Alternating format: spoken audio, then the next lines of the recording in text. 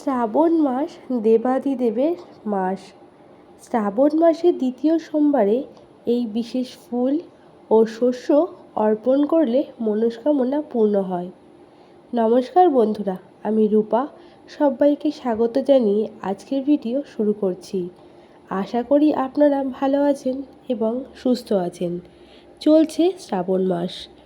বছরের মাসগুলির মধ্যে শ্রাবণ মাস এবং সপ্তাহে দিনের মধ্যে সোমবার দিন হচ্ছে মহাদেবের দিন। বাবার ভক্তরা সারা বছর অপেক্ষা করে থাকে শ্রাবণ মাসের জন্য। শ্রাবণ মাসের প্রত্যেক কটি দিন শিব পূজার জন্য অত্যন্ত ভালো। মনে করা হয় শ্রাবণ সোমবারে দেবাদিদেব মহাদেব নামে উপবাস করলে, পুজো করলে বাবা অবশ্যই তার ভক্তদেরকে সাড়া দেন এবং তাদের সকল মনস্কামনা পূর্ণ করেন। এই বছরে 2025 সালে শ্রাবণ মাস পড়েছে 17 জুলাই থেকে 17 আগস্ট পর্যন্ত। শ্রাবণ মাসে আমরা পাচ্ছি 4টি সোমবার। প্রথম সোমবার চলে গেছে, সামনেই আসতে চলেছে শ্রাবণ মাসের দ্বিতীয় সোমবার। শ্রাবণ মাসের প্রত্যেক কটি সোমবারেই শিবলিঙ্গে ভিন্ন ভিন্ন প্রকারের শস্য ও ফুল দিয়ে পুজো করা উচিত এবং শস্য দিয়ে পুজো করা উচিত। শিবলিঙ্গে বিশেষ জিনিস নিবেদন করতে হয়। এর ফলে বাবা তার ভক্তদের ডাকে অবশ্যই সাড়া দেন। শ্রাবণ মাসের দ্বিতীয় সোমবারে আপনারা কোন বিশেষ ফুল আর শস্যদানা দিয়ে পুজো করলে মহাদেব আপনাদের ডাকে সাড়া দেবেন এবং কোন শস্য শিবলিঙ্গে অর্পণ করবেন এবং কোন ফুল দিয়ে দেবাদিদেব মহাদেবের পুজো করবেন। বন্ধুরা, আপনাদের অনুরোধ করব ভিডিওটা স্কিপ না করে সম্পূর্ণ দেখবেন। দেখার পর যদি ভালো লেগে থাকে তাহলে অবশ্যই কিন্তু একটি লাইক করবেন। কমেন্টসে লিখে যাবেন হর হর মহাদেব। আজ হচ্ছে শ্রাবণ মাসের দ্বিতীয় সোমবার। শ্রাবণ মাস হচ্ছে ভক্তদের মনস্কামনা পূর্ণের মাস। এই মাসের নিয়ম মেনে গৌরী ও মহাদেবের পুজো করলে তাদের বিশেষ আশীর্বাদ পাওয়া যায়। ধর্মীয় ধারণা অনুযায়ী শ্রাবণ মাসে শিবের অভিষেক করা অত্যন্ত শুভ ও ফলদায়ী। এই কারণেই শ্রাবণ মাসে রুদ্রাভিষেক করে থাকেন অনেকেই। এছাড়া শ্রাবণের প্রত্যেক সোমবার শিব পুজোয় বেলপাতা, ধূত্র, জল, দুধ ও ফুল অর্পণ করা হয়ে থাকে।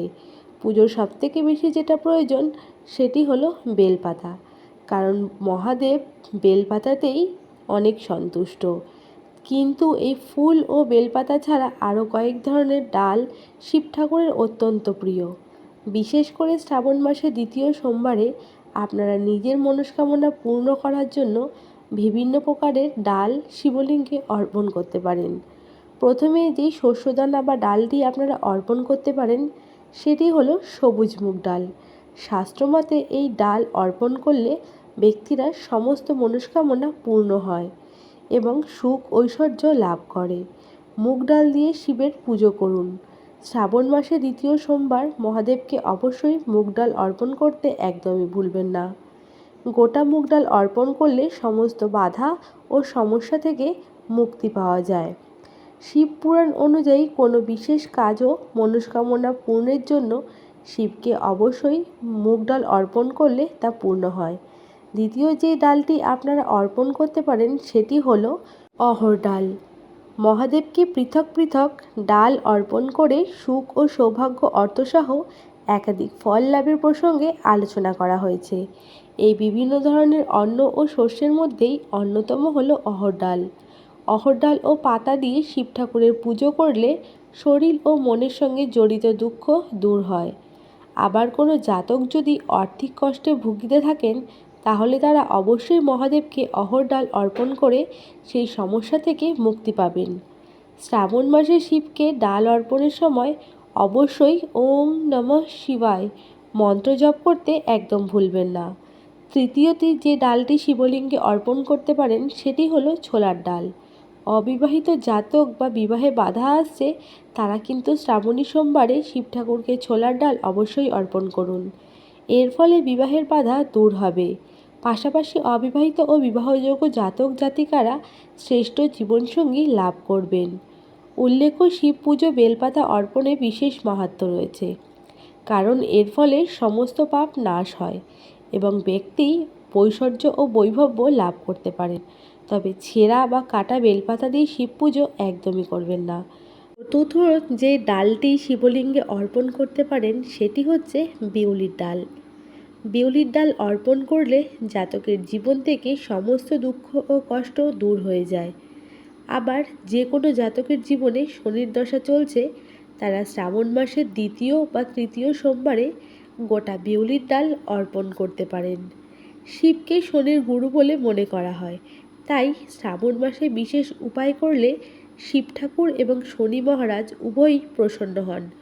বন্ধুরা, আমি এখানে 3 থেকে 4 প্রকার ডালের কথা উল্লেখ করে দিলাম এবং আপনাদের যে মনস্কামনা আছে তা পূর্ণ করতে চান সেই হিসাবেই আপনারা ডাল অর্পণ করতে পারেন। তবে শ্রাবণ মাসের দ্বিতীয় সোমবারে যে কোনো প্রকার ডাল শিবলিঙ্গে আপনারা অর্পণ করতে পারেন। তবে ডাল অর্পণ করার আগে একটি বিষয় কিন্তু ভালোভাবে দেখে নেবেন, যেন ডালটির মধ্যে কোনো রকম ভাঙা ডাল না থাকে। কারণ শিবলিঙ্গে কখনোই কোনো ভাঙা বা অক্ষত জিনিস অর্পণ করা উচিত নয়। ডাল অর্পণ করার আগে অবশ্যই ভালোভাবে বেছে নেবেন, ভালোভাবে ধুয়ে শুকিয়ে নেবেন কিংবা মুছে নেবেন এবং তারপরেই অর্পণ করবেন। এবার আসব ফুলের ব্যাপারে। বাবার প্রিয় ফুলের সংখ্যা খুবই কম। তাদের মধ্যেই বাবার প্রিয় ফুল হলো ধুতরা ফুল, শ্বেত আকন্দ বা হালকা বেগুনি রঙের আকন্দ ফুল, বিভিন্ন রকমের কলকে ফুল। তাছাড়া মহাদেবের প্রিয় ফুল হচ্ছে সাদা ফুল এবং নীল রঙের অপরাজিতা ফুল, যেটিকে নীলকণ্ঠ বলা হয়ে থাকে। দেবাদিদেব মহাদেবের বিশেষ একটি জিনিস যেটি রয়েছে সেটি অর্পণ করলে অবশ্যই মনস্কামনা পূর্ণ হয়। তবে আমরা অনেকেই জানি না যে দেবাদিদেব মহাদেবের সবচেয়ে প্রিয় ফুল কোনটি। অনেকে ধুতরা বা কলকে ফুলের সঙ্গে গুলিয়ে ফেলেন, কিন্তু দেবাদিদেব মহাদেবের সবচেয়ে প্রিয় ফুল হচ্ছে বেল গাছের ফুল, সুগন্ধি সাদা রঙের বেলি ফুল। বেলি ফুল আপনারা কিন্তু আজকের দিনে অবশ্যই মহাদেবকে অর্পণ করতে পারেন, কিংবা বেল ফলের আগে বেল গাছে যেই সাদা ফুলগুলো হয় সেটাও কিন্তু মহাদেবের অত্যন্ত প্রিয় ফুল। যদি আজকের দিনে বেল ফুল আপনারা অবশ্যই পান তাহলে কিন্তু মহাদেবকে অর্পণ করতে একদমই ভুলবেন না। আর যে ফুলটি বাবার অত্যন্ত প্রিয় সেটি হচ্ছে বেল গাছের ফুল। তবে এই ফুল কিন্তু দুর্লভ প্রকৃতির, তাই খুব সহজে বাজারেও এটি আপনি কিনতে পারবেন না, অর্থাৎ পয়সা দিয়েও এই ফুল আপনি জোগাড় করতে পারবেন না। তবে আপনার যদি কপাল ভালো থাকে তাহলে বেল গাছেই কিন্তু একমাত্র এই ফুল পাওয়া যেতে পারে।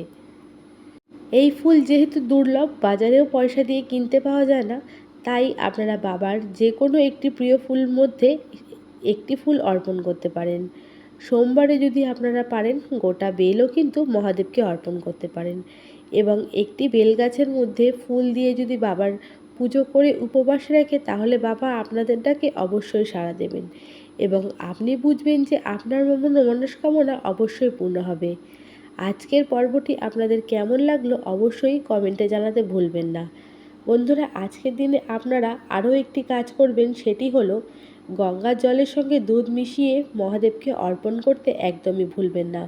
কারণ মহাদেব কিন্তু অল্পতেই তুষ্ট, তাই আজকের দিনে অবশ্যই দুধ আর গঙ্গা জল মহাদেবকে অর্পণ করবেন এবং এটি কিন্তু তামার পাত্রে একদমই করবেন না। সবসময় মনে রাখবেন মহাদেবকে যখনই আপনারা দুধ অর্পণ করবেন সেটি কিন্তু স্টিলের ঘটি কিংবা পিতলের ঘটিতেই অর্পণ করবেন। তামার ঘটিতে যদি আপনারা মহাদেবকে দুধ অর্পণ করেন তাহলে কিন্তু সেটি বিষের সমান হয়ে যায়। মহাদেবের কাছে সেটি হচ্ছে বিষ সমতুল্য।